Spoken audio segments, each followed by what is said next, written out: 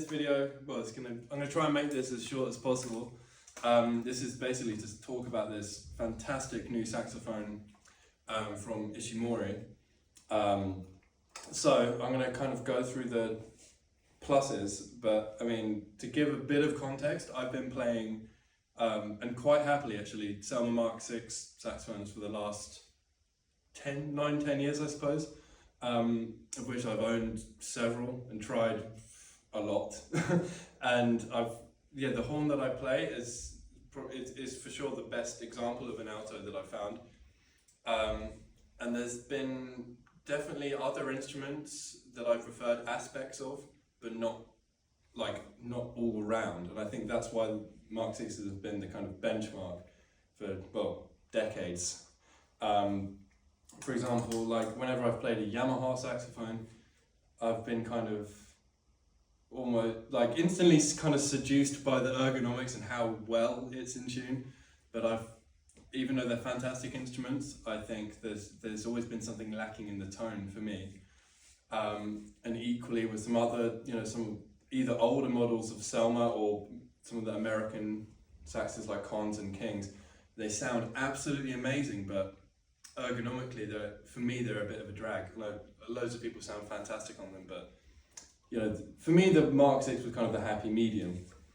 But with this, it kind of gives me, well, it does. It gives me everything I want from my Mark VI, but it's more in tune. It's like as in tune as a Yamaha, I would say, which is remarkable.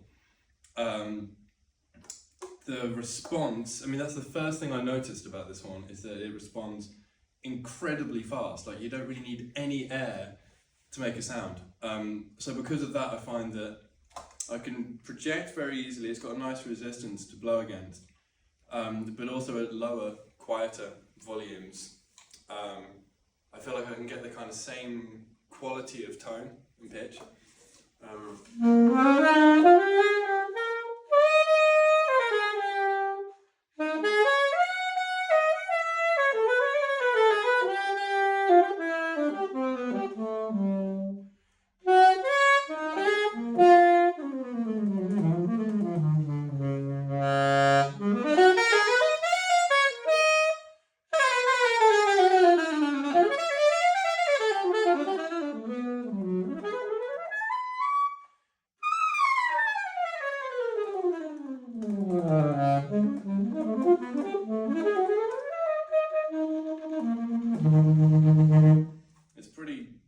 It's as even as you're going to get across the different volumes.